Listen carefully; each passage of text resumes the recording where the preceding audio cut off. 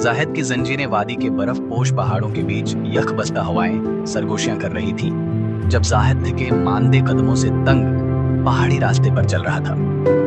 उसके हाथ जो कभी जरखेज कश्मीरी जमीन का सेना चीरकर दाने उगाते थे, अब छालों से भरे, जख्मी और खून आलूद हो चुके थे।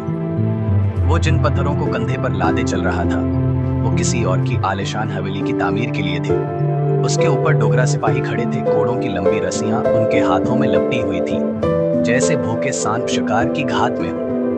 नीचे जहलम दरिया बह रहा था, उसके पानी आजादी की सरगोशियां कर रहे थे, वो आजादी जिसका ख्वाब जाहिद की आंखों में दम तोड़ रहा था।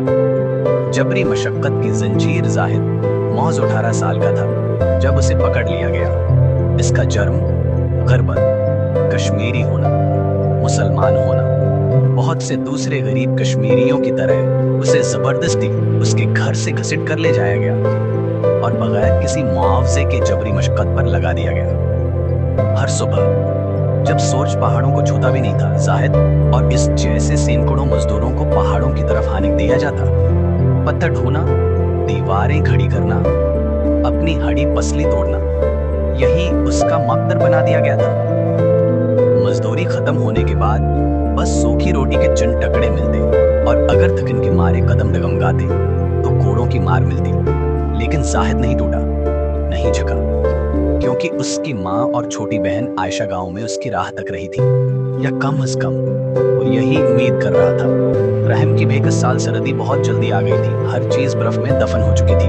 जाहिद का जिस्म कमजोर हो चुका था, लेकिन सबसे तकलीफ दह खबर वो थी जो उसने दूसरे मजदूर से सुनी। इसकी माँ बीमार थी, बहुत बीमार।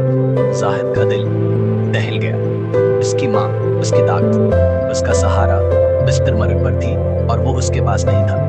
वो हर हाल में उसे देखना चाहता था। अगली सुबह हिम्मत बांधकर जाहिद नगरान अफसर के पास गया, जो एक बेरहम और सफाक शख्स था। साहब, मेरी माँ बीमार है, मेरी बहन अकेली है, बराह करम मुझे कुछ दिनों के लिए जाने दें। नगरान अफसर मुस्कुराया, ऐसी मुस्कुराहट जैसे दरंदा शिकार पर दानत गाड़ने से पहले देता है।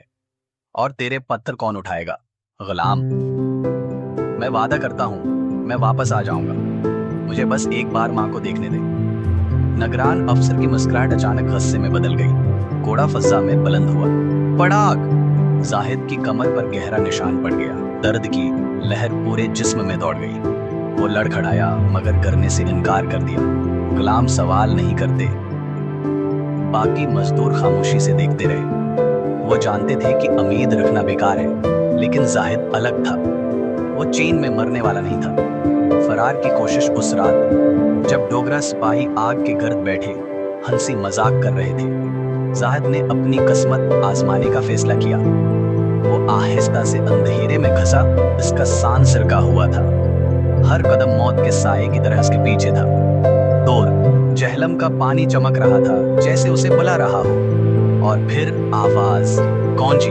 रुक जा, वो भाग रहा है। मशालें रोशन हुई, तलवारें खंची, ताकब शुरू हो गया। जाहिद भागा, पथरीली जमीन पर, नंगे पांव, जख्मी बदन, बर्फानी हवाओं से लड़ता हुआ। सामने गांव था, बस दरिया पार करना था। और फिर एक जोरदार जरब, लोहे की छड़ी उसकी टांग पर लगी। वो लड़खड़ा कर नीचे गिरा। दर्द, शदीद दर्द। सोचा था भाग जाएगा। सिपाही हंसा, उसने जाहिद का चेहरा बर्फ में दबा दिया। अब देखते हैं कितने दिन जीता है। जाहिद की आंखों के सामने अंधेरा छा गया। माँ के दाग कई दिन गुजर गए। माँ, जो अब कमजोर हो चुकी थी, खिड़की से बाहर देख रही थी। वो रास्ता जिस पर जाहिद हर रोज आया जाया करता था, अब वीरान था।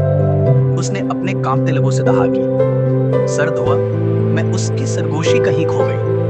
और दूसरी तरफ जाहिद जंजीरों में जकड़ा हुआ था, मगर उसकी रूह आजाद थी, क्योंकि जंजीरें जिस्म को कैद कर सकती हैं, मगर ख्वाबों को नहीं। क्योंकि एक दिन कश्मीर जागेगा, जंजीरें टूटेंगी, क्योंकि जाहिद हमेशा गुलाम नहीं रहेगा। और जब वो दिन आएगा, वो घर लौटेगा।